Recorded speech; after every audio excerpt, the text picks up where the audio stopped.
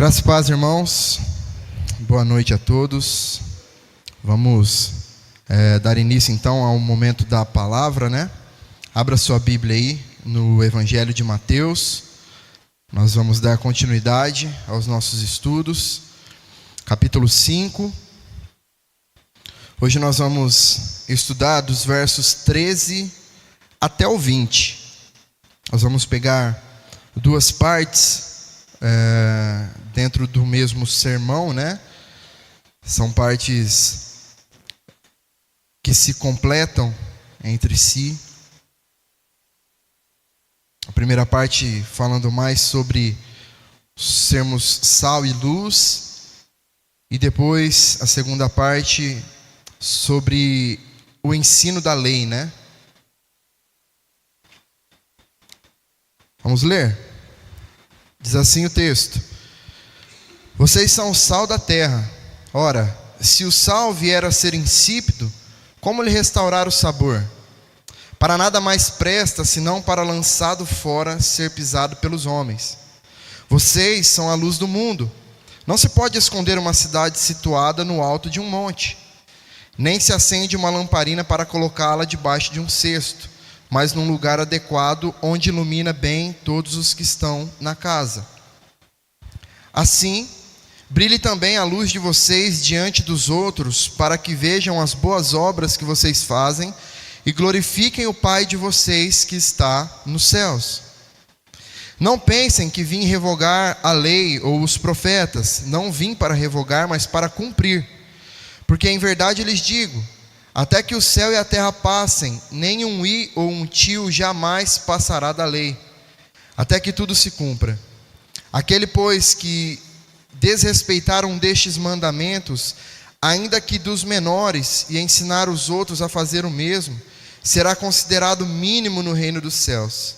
Aquele, porém, que os observar e ensinar, esse será considerado grande no reino dos céus. Porque eu afirmo que se a justiça de vocês não exercerem muito a dos escribas e fariseus, jamais entrarão no reino dos céus. Irmãos, uma coisa que é fato para todos nós, e que nós podemos entender, é que a igreja e o mundo são completamente diferentes em sua essência. A igreja, ela é chamada do mundo, ela está no mundo, mas ela não é do mundo, ela não faz parte do mundo, ela não pertence ao mundo. Quando a igreja tenta imitar o mundo para de certa forma tentar atrair o mundo para dentro dela, a igreja perde a sua função de ser um agente transformador na terra. E mesmo sendo perseguida pelo mundo, né, como nós vimos nos versículos anteriores ali, de 10 a 12, a igreja, ela é chamada para servir este mundo que a persegue. É o que nós vimos aqui nos versículos de 13 a 16. A igreja, então, ela responde ao ódio e às mentiras do mundo com amor e com verdade. E Jesus, ele usa no início aí do texto que nós lemos, duas metáforas muito convincentes, né, para descrever a influência da igreja no mundo. A primeira delas é o sal, né, que descreve a influência interna que a igreja tem na vida das pessoas. E a segunda é a luz, que descreve a influência externa da igreja para as pessoas. O sal, ele influencia sem ser visto, certo? A luz, ela influencia de forma aparente. O sal, ele influencia, né, quando ele se infiltra. A luz, ela influencia quando ela traz claridade para os lugares onde está escuro. O sal, embora ele não possa ser visto, ele pode ser sentido. E a luz, embora não possa deixar de ser vista, ela é reveladora. Ela traz às claras aquilo que precisa ser visto. Falando primeiramente sobre os efeitos do sal, né, e da igreja como sendo sal, a característica mais evidente do sal é que ele é essencialmente diferente do meio em que ele é colocado, certo? O poder do sal está em trazer ao alimento aquilo que ele não tem, ou de realçar no alimento aquilo que ele tem, mas pouco, né? Ele faz a diferença onde ele é colocado. O sal, ele trabalha como um antisséptico, né? Ele inibe a decomposição. No momento da história em que Jesus fala sobre o sal e cita o sal para comparar a igreja, né? Era um período da história em que não havia nenhum sistema de refrigeração ou de conservação dos alimentos como nós temos hoje. A única maneira que havia de se preservar os alimentos era através do sal. Eles passavam sal, por exemplo, na carne, para a carne não apodrecer, não estragar, né? E a igreja, irmãos, ela também tem esse papel no mundo. A influência que a igreja tem no mundo é uma influência que impede que o mundo apodreça em sua constante corrupção, no seu pecado. A conduta correta dos crentes impede que a sociedade fique completamente podre. E uma das tarefas da igreja é justamente impedir que o mundo se autodestrua. Nós fomos chamados para sermos purificadores da moral neste mundo que nós vivemos, em que os padrões morais são muito baixos. E em alguns casos até mesmo não existem, né? Nós não fomos chamados, irmãos, para sermos o mel da terra. Nós fomos chamados para ser o sal da terra. E o sal, ele precisa ser esfregado na carne. Ele precisa ser passado com força, para que ele pegue, para que ele dê a aderência necessária ao alimento, né? E quando isso acontece, talvez vai arder, vai queimar, mas o resultado é de preservação.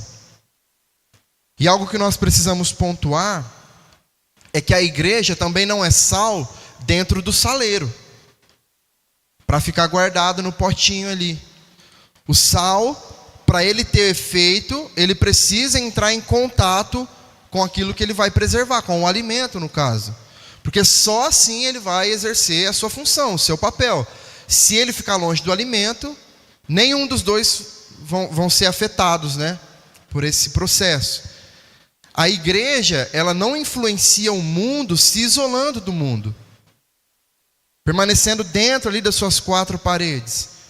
Ela influencia o mundo quando ela entra em contato direto com o mundo, agindo e sendo diferente do mundo. É assim que nós influenciamos. Muitas pessoas, quando elas se tornam crentes, né, elas acabam se isolando, né, do restante do mundo e entram ali numa redoma de vidro, numa bolha espiritual, né, e ficam, porque talvez se sentem mais protegidos, né, e se sentem menos tentados a ceder ao pecado. Só que, irmãos, se o sal não estiver em contato com a carne vai apodrecer. E o sal, muito tempo guardado sem ser utilizado, ele vai perder o sabor. E o sal que se torna insípido, como o texto diz no versículo 13, ele não serve para mais nada. E ele vai ser jogado fora. Um teólogo que eu gosto bastante, ele se chama John Stott, ele escreveu o seguinte trecho aqui em um dos seus livros, que diz assim: o sal cristão não tem nada de ficar aconchegado em elegantes e pequenas dispensas eclesiásticas. O nosso papel é o de sermos esfregados na comunidade secular, como o sal é esfregado na carne, para impedir que apodreça. E quando a sociedade apodrece, nós, os cristãos, temos a tendência de levantar as mãos para o céu piedosamente, horrorizados, reprovando o mundo não cristão. Mas não deveríamos, antes, reprovar-nos a nós mesmos. Ninguém pode acusar a carne fresca de se deteriorar. ela não pode fazer nada. O ponto importante é: onde está o sal? A carne não tem poder sobre si mesma para fazer com que ela seja preservada. Ela não tem dentro de si algo que ela possa extrair de dentro de si para que ela não morra. E é importante nós pensarmos isso, irmãos, porque nos faz entender que a carne, ela não está apodrecendo. E quando eu digo carne, pense no mundo aí fora, nas pessoas sem Cristo, tá? Essas pessoas, elas não estão morrendo espiritualmente exclusivamente por culpa delas somente, mas pela falta do sal, pela falta da igreja. As pessoas estão vivendo e morrendo sem Cristo, e nem sempre elas são as únicas culpadas por isso. A não participação da igreja na vida dessas pessoas nos torna tão culpados quanto eles que não buscaram a Deus. O outro papel do sal é que ele é um condimento e ele dá sabor, certo? Ninguém está disposto ou ninguém gosta de comer uma comida insossa, né? Sem gosto, sem graça. O sal, ele tem esse papel, esse poder de dar sabor aos alimentos, né? De realçar o sabor dos alimentos. E aí ele torna o alimento apetitoso, agradável, né? Ao nosso paladar. Uns gostam de mais sal, outros menos. Uns não podem tanto assim com o sal, outros não tem problema. Mas o fato é que o sal, ele tem o seu poder. E a presença do mundo, da igreja no mundo, irmãos, refletindo a glória de Deus, revela às pessoas uma qualidade de vida completamente superior a qualquer outro estilo de vida que elas possam ter.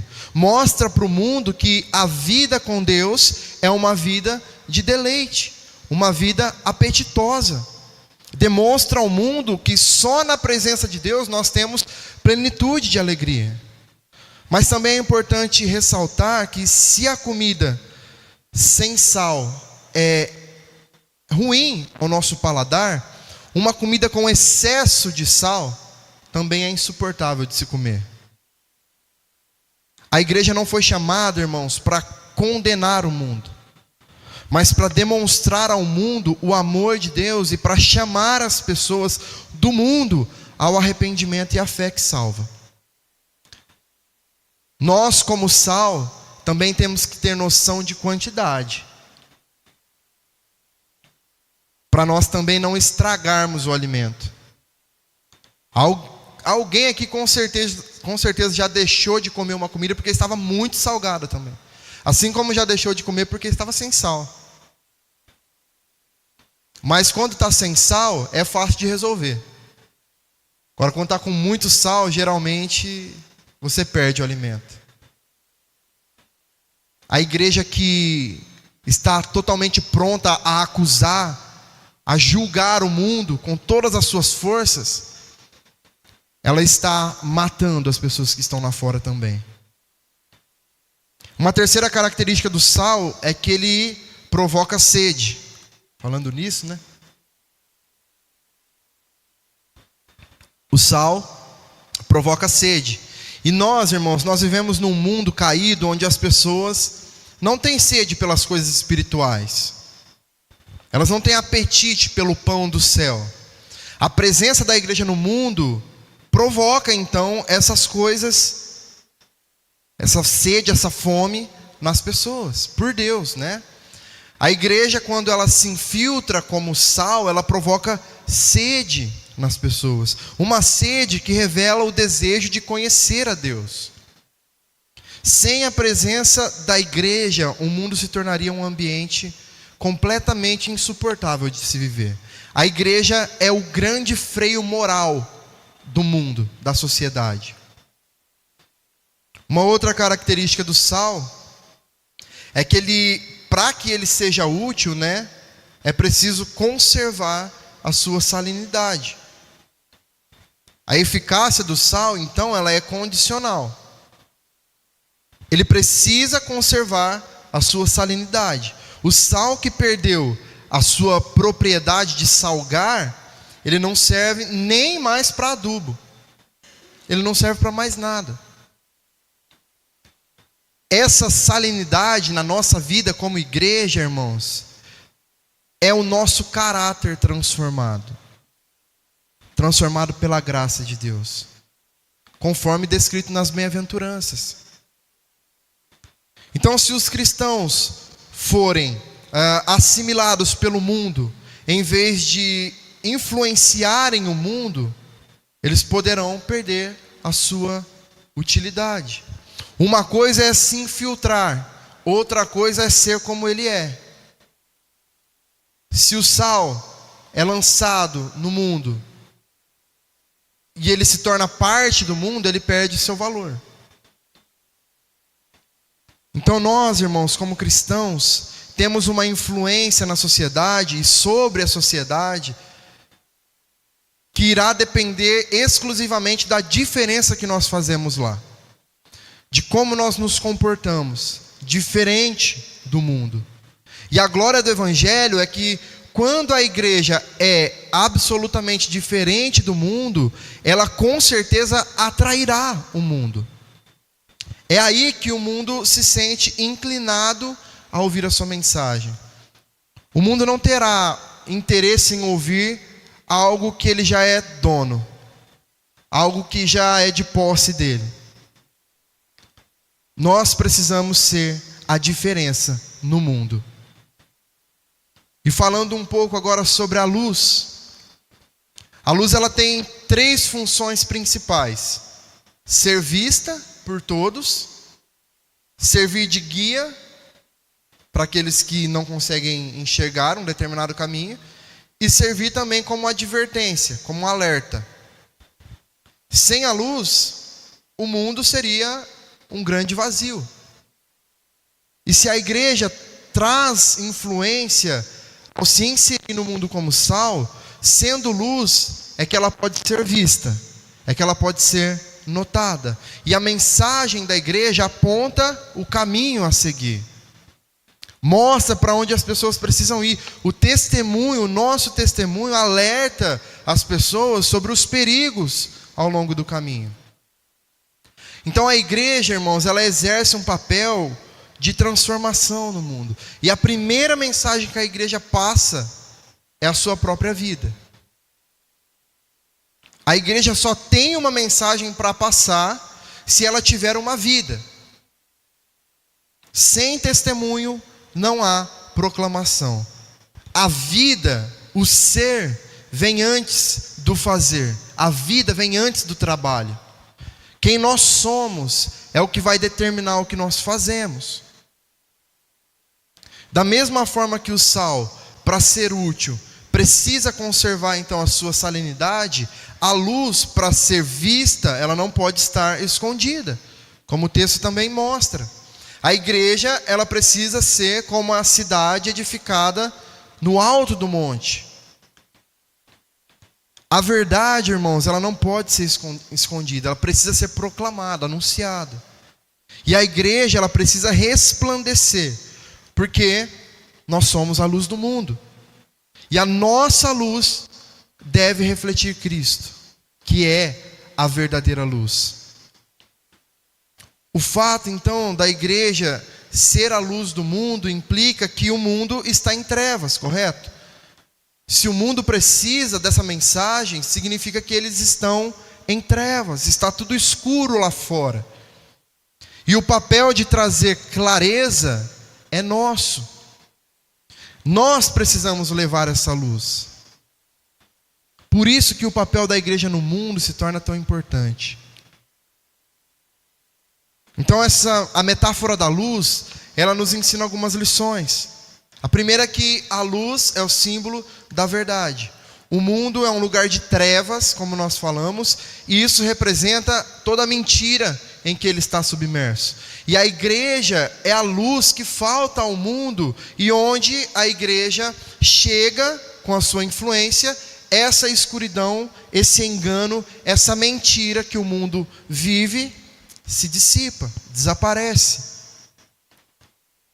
A luz também é símbolo da pureza. Enquanto as trevas, elas escondem a sujeira do pecado, a luz, ela chega, né, para vencer as trevas e para revelar aquilo que estava escondido pelas trevas.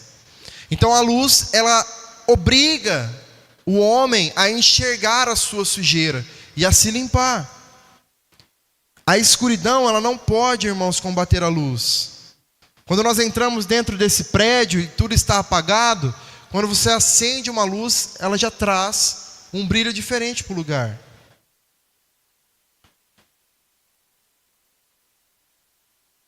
A luz também é símbolo de vida. Não há vida sem luz.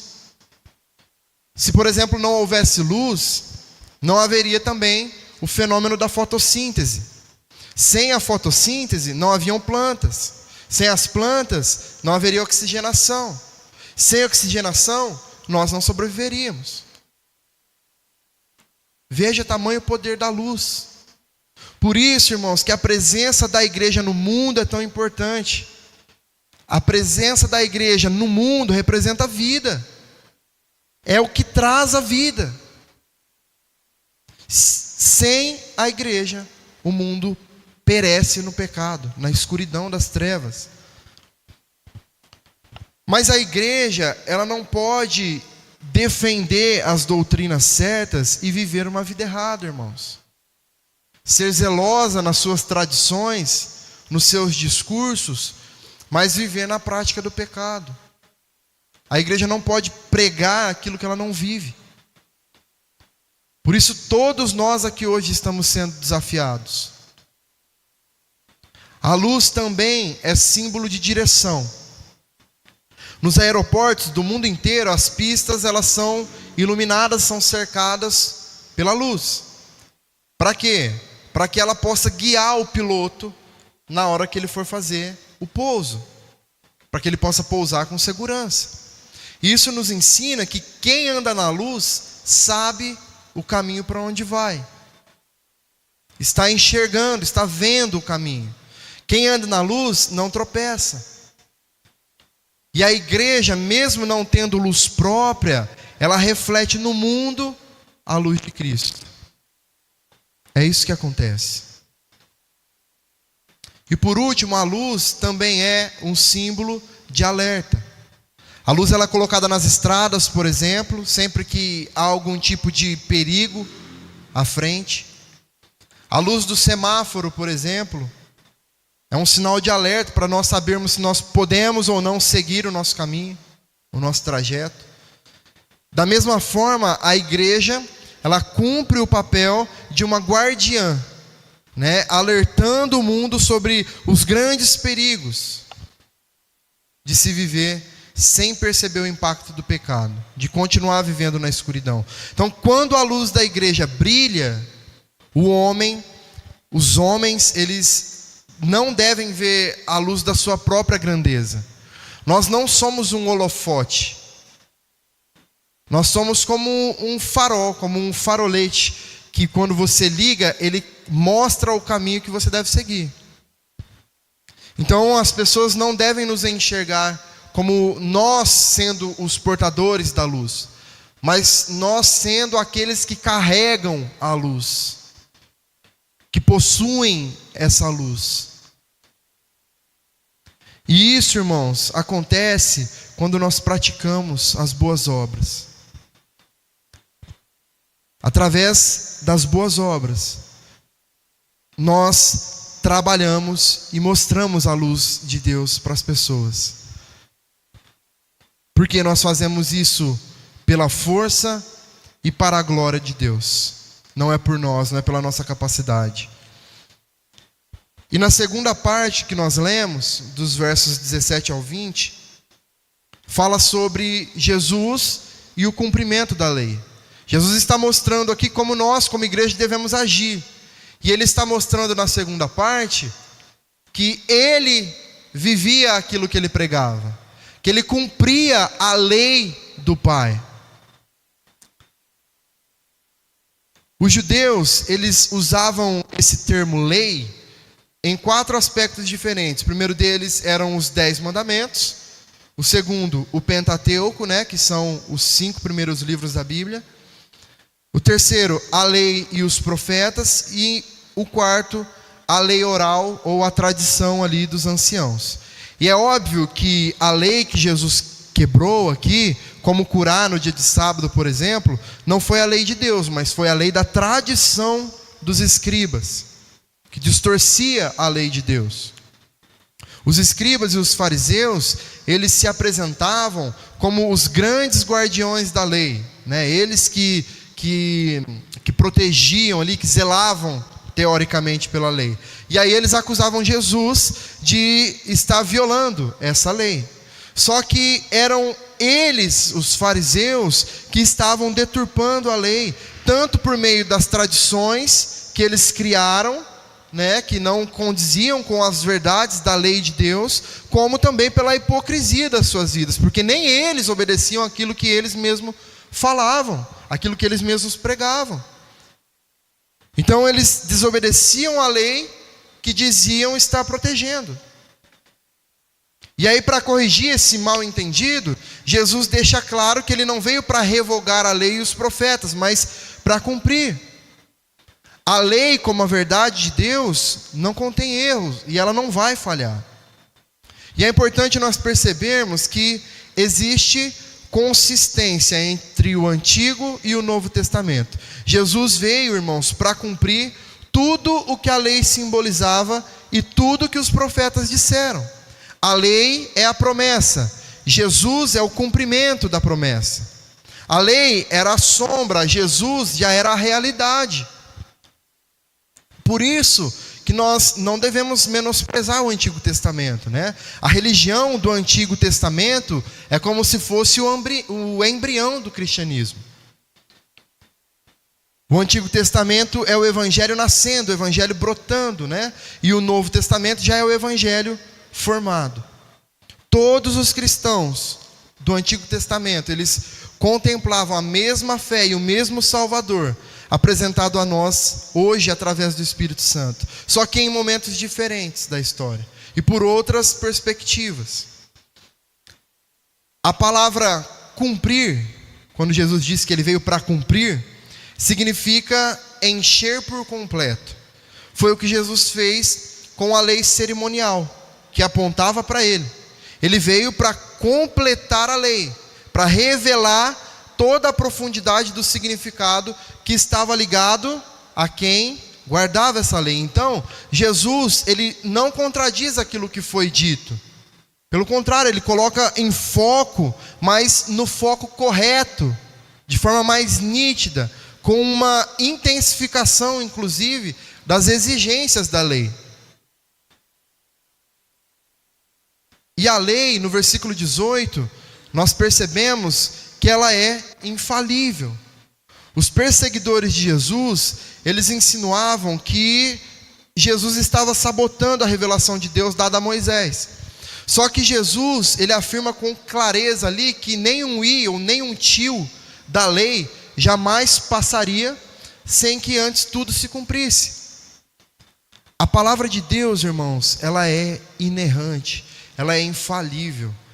E é isso uma das coisas que mais precisa nos surpreender enquanto cristãos.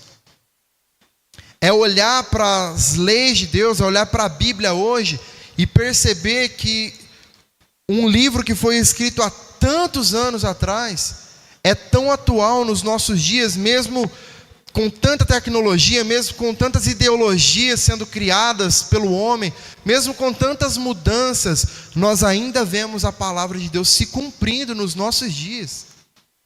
Não existe nada igual a isso, nada parecido com isso. Toda a verdade contida na Bíblia não vence, não fica ultrapassada com o tempo, não precisa ser atualizada, ela é eterna, ela é completa em si mesma.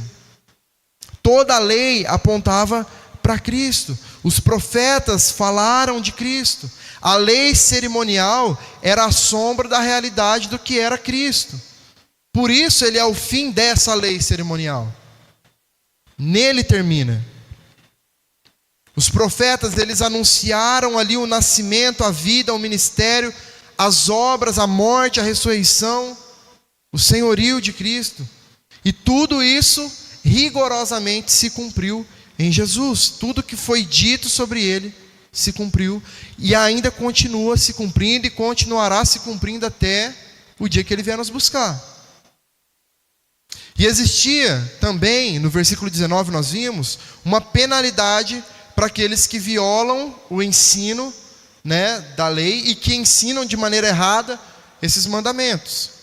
Tanto a lei cerimonial como a lei moral são expressões da santidade de Deus. A lei, ela precisa ser entendida de maneira correta para que o seu propósito possa ser alcançado de forma correta também. Os escribas e os fariseus, eles distorciam a lei em nome da própria lei. Eles mudavam o sentido para que eles pudessem ostentar uma espiritualidade mentirosa, falsa, fajuta. E ensinar a lei de maneira errada é ser falsa testemunha de Deus. Veja o tamanho da responsabilidade, irmãos, daqueles que se colocam no posto de divulgar a palavra, de pregar a palavra, de ensinar a mensagem.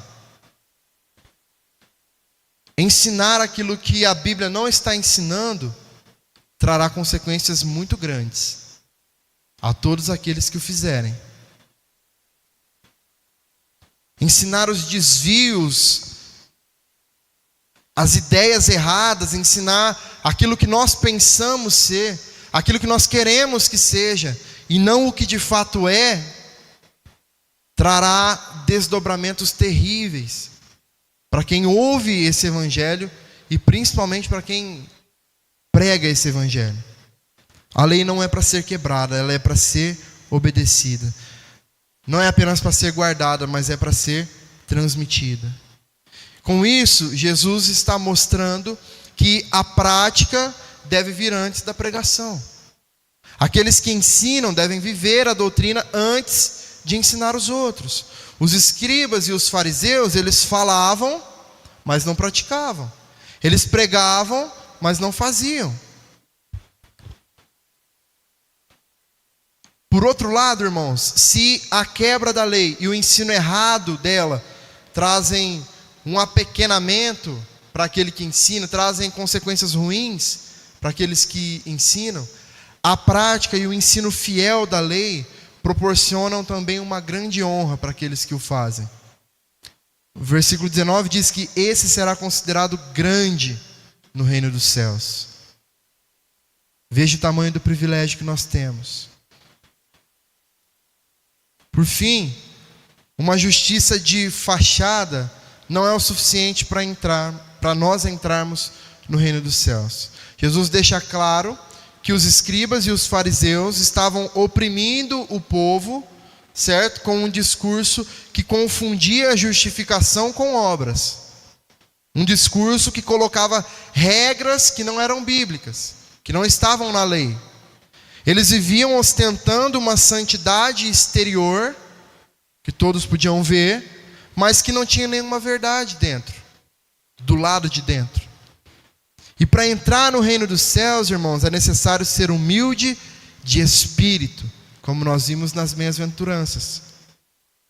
É necessário chorar pelos pecados, é necessário ser manso, é necessário ter fome e sede de justiça, é necessário ser misericordioso, ser pacificador, é necessário se dispor a sofrer por causa da justiça. Essa é a justiça que se difere em muito da justiça dos escribas e dos fariseus. Eles estavam ali para ostentar, para serem vistos, notados, para serem juízes sobre as pessoas. Não estavam ali para chorar pelos próprios pecados, para assumir os próprios pecados diante de Deus.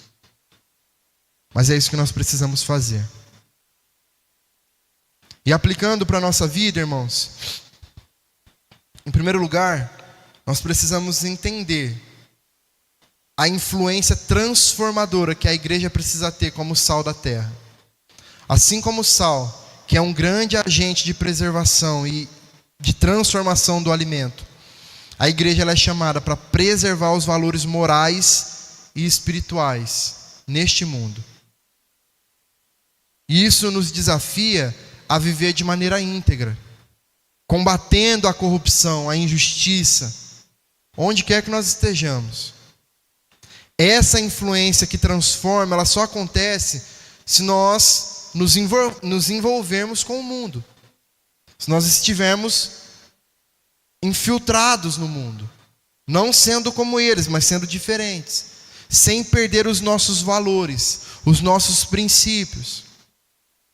Para o sal ter eficiência, ele precisa sair do saleiro.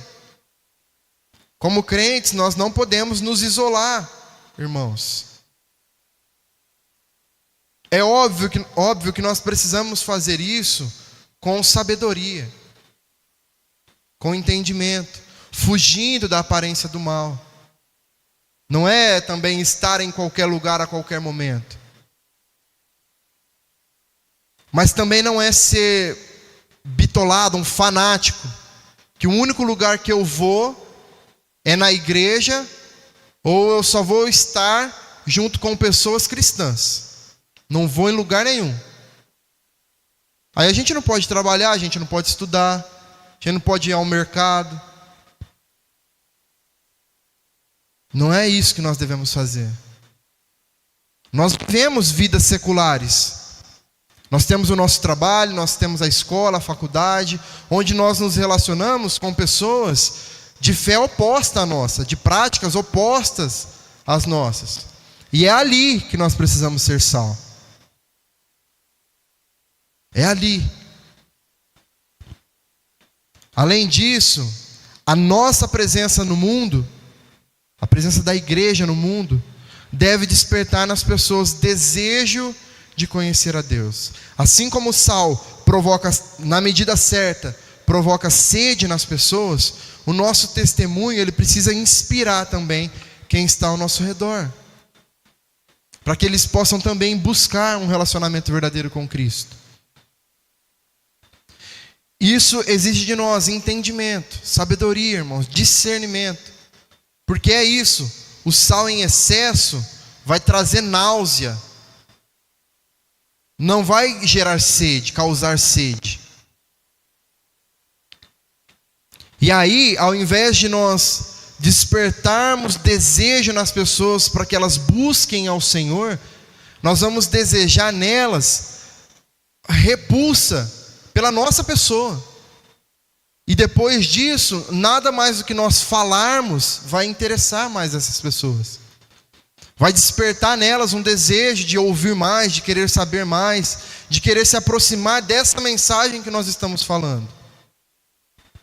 Nós temos que ter sabedoria. Nós precisamos demonstrar que viver com Deus é uma experiência de alegria, de liberdade, de satisfação plena. Amém? Em segundo lugar, nós precisamos refletir a luz de Cristo no mundo. Como luz, nós somos chamados a revelar a verdade, a expor as obras das trevas e apontar um caminho para Deus. E isso aqui está completamente ligado, irmãos, ao fato de nós não abrirmos mão da verdade do Evangelho, de nós não fazermos concessões da nossa fé, não abrirmos mão dos nossos princípios. É dessa maneira que nós lançamos luz sobre a verdadeira conduta, que nós apontamos e mostramos o pecado. A luz, ela não pode ser escondida, ela precisa brilhar em meio às trevas. E isso significa que a nossa fé, ela não pode ser limitada ao ambiente da igreja ou a alguma esfera privada. Nós devemos ser exemplos públicos de integridade, de compaixão, de justiça. Ao ter contato conosco, o mundo precisa ver a diferença que há em nós, a luz que brilha em nós. O mundo está em trevas, irmãos, mas ao refletirmos a luz de Cristo, nós mostramos o caminho da esperança, o caminho da redenção, da salvação. Além disso, a nossa presença no mundo precisa apontar para o perigo do pecado e para a necessidade do arrependimento. Só que esse alerta não deve ser feito também de maneira legalista, arrogante, com o dedo apontado na cara de quem você está falando. Nós precisamos agir com amor, com humildade, não abrindo mão da verdade nunca, mas sendo respeitosos, pacificadores. Quando nós vivemos assim, as nossas boas obras, aí sim glorificam a Deus. E aí sim atrairão as pessoas para o reino. E por último, nós devemos viver uma justiça superior à dos fariseus. Jesus deixa muito claro que a justiça que nos qualifica para o reino de Deus vai além das nossas práticas externas. Vai além do quanto nós vamos à igreja, do quanto nós participamos das programações. A verdadeira justiça está ligada ao que nós somos, de dentro para fora. A verdadeira justiça exige uma transformação interior. Transformação essa que é motivada pelo amor que nós temos a Deus e aos nossos irmãos. Isso nos chama, irmãos, a avaliarmos constantemente os nossos interesses. Por que nós estamos agindo como estamos agindo? Porque isso evita que nós sejamos hipócritas na nossa fé. Essa justiça, a justiça verdadeira de Deus, ela não é conquistada pelos nossos méritos, ela é conquistada pela graça. Uma graça que transforma o nosso caráter, que nos faz ser cada vez mais parecidos com Cristo. Enquanto os fariseus buscavam um reconhecimento público, uma coisa, irmãos, é você querer ser notado pelo mundo com a essência de Cristo dentro de você. Porque você quer que as pessoas te notem para que elas enxerguem Cristo e não você. Os fariseus, eles buscavam ser vistos eles mesmos. Eles queriam ser notados, ser grandes exemplos a serem seguidos. Nós somos chamados a uma vida de humildade. Humildade e serviço. Então isso significa que as nossas ações, elas precisam refletir o Evangelho com misericórdia, com pureza, com pacificação, assim como está dito nas bem-aventuranças. Então nós precisamos, irmãos, viver uma espiritualidade autêntica, onde a nossa vida diária, ela é atualizada com os ensinamentos de Jesus. Não basta conhecer a lei, não basta saber o que diz a Bíblia inteira, conhecer e decorar 1 milhão de versículos. Nós precisamos praticar isso tudo, com sinceridade, com verdade, com amor.